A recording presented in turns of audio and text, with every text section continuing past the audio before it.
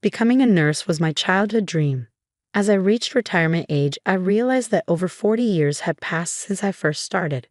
I was then hired as a part-time nurse at a new hospital where even young nurses and doctors relied on me.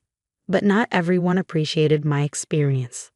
"Hey, you old hag," acting all high and mighty towards the doctors. "Useless old hag strutting around the hospital like you own the place. You're just a nuisance.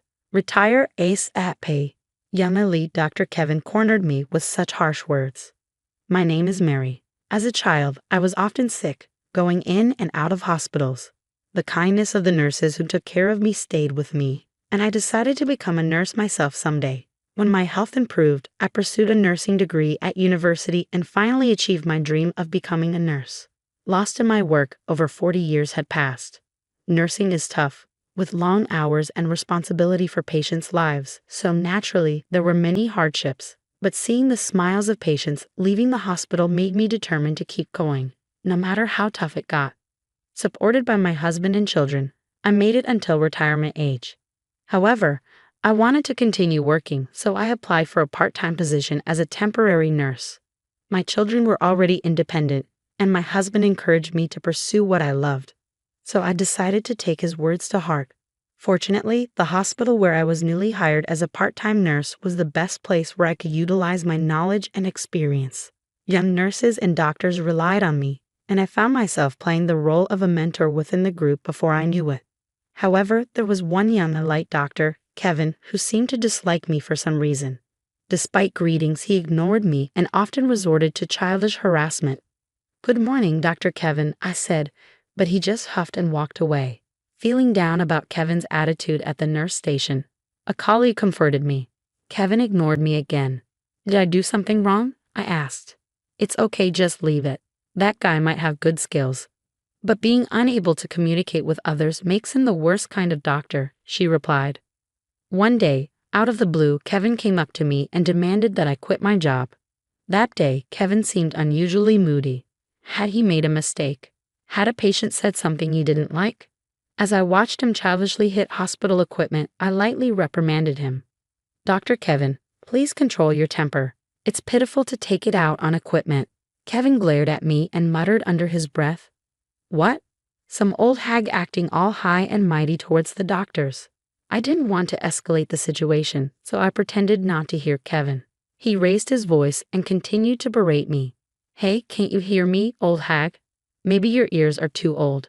You're just a nuisance. Retire quickly." I was astonished. It was the first time someone had spoken to me like this face to face. He must be really unhappy about something. Before my anger could rise, I found myself wide-eyed and open-mouthed in surprise. Kevin continued to escalate his tone. "Useless old hag, strutting around the hospital like you own the place.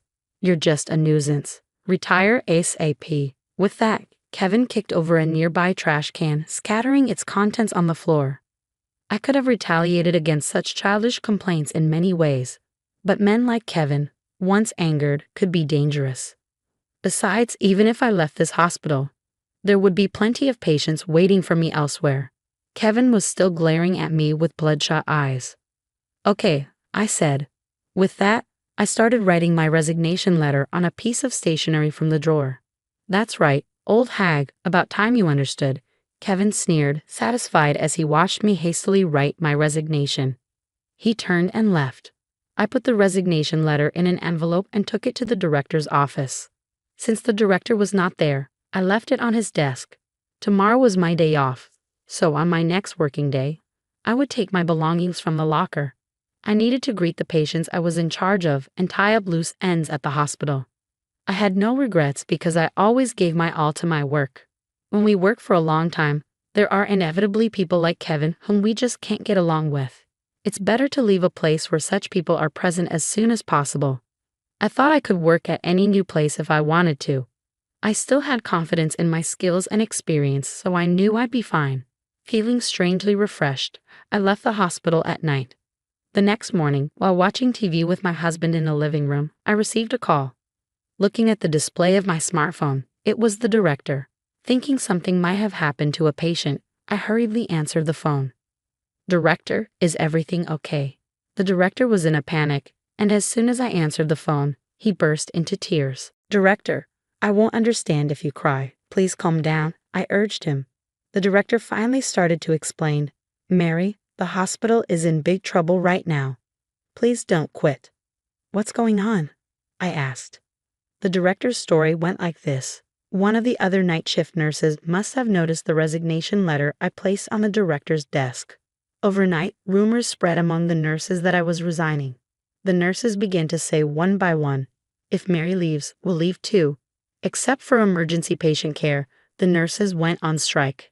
Outpatient care was in complete chaos, and panicked patients seemed on the verge of rioting outside the hospital. This was the first time such a thing had happened since the hospital opened, and the director himself was at his limit, unable to respond. "We're in big trouble if we can't get you back, Mary," the director cried. "What's the cause? Is it the treatment? The environment? Anything, please tell me." I started feeling sorry for the director.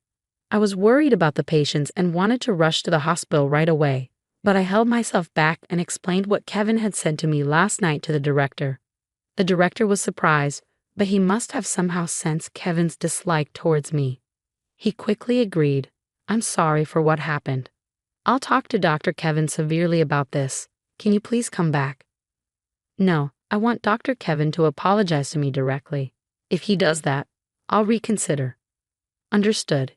It's really tough, Mary. Please come help us right away." After the director begged me through tears, I decided to go to the hospital. But I had one condition. Just give me a chance to talk to Dr. Kevin. Of course you can use the director's office for anything you need. After hanging up with the director, I hurried to the hospital. When I arrived, I was astonished. There was a huge crowd in the nurse station that I had never seen before. Veteran nurses were loudly shouting something in the center of it all. At the center was Kevin, trembling alone. The director had probably explained the situation between me and Kevin to the nurses beforehand.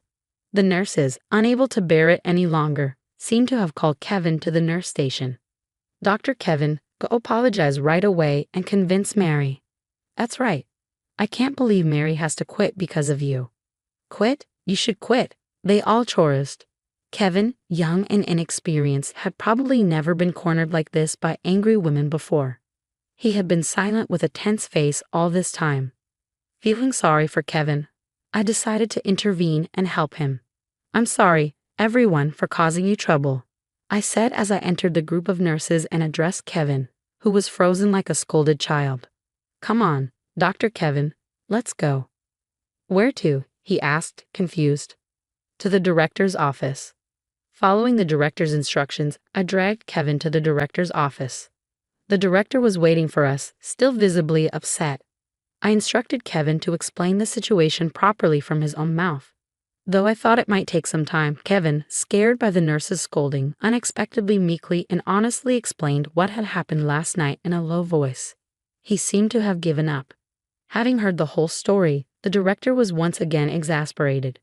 "What are you, a child?" he asked incredulously. The director had high expectations for Kevin from the beginning. Kevin was the youngest and most skilled elite doctor. However, because of this, the director had turned a blind eye to his misconduct and attitude, spoiling him too much. "So I think half of it is my fault. I'm really sorry, Mary," said the director as he apologized to me. Seeing this, Kevin hastily followed suit and apologized to me in a barely audible voice. "Sorry," he mumbled. I decided to tease him a little. "What?" "I couldn't hear you, Kevin, because I'm old," I said.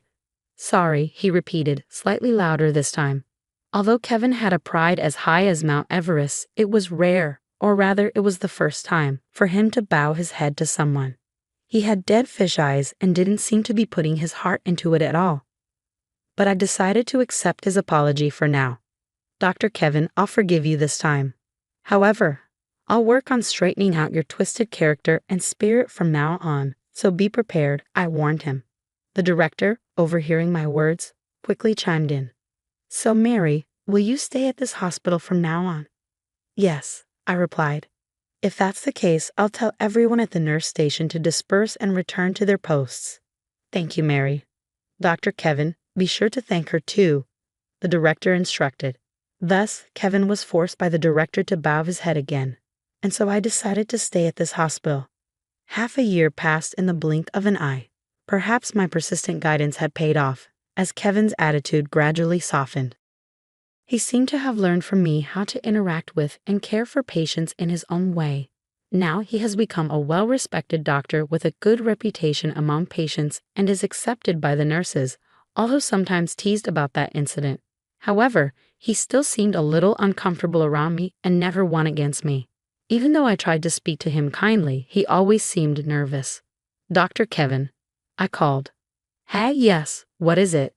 he replied, startled. "I brought some snacks, so let's make some coffee and eat together." "Come on, sit here with us," I invited. "Oh, okay," he agreed hesitantly. Back when Kevin just disliked me, I never imagined a day when we would sit together with him and the nurses, eating snacks. Working for a long time, such things happen, and that's why this job is interesting after all. Mary, 65 years old, I'll continue to work as an active nurse. The nurses were delighted at my words. However, Kevin alone was looking up at the ceiling. How was today's story? Please also consider subscribing to the channel. Well then, let's meet again in the next video.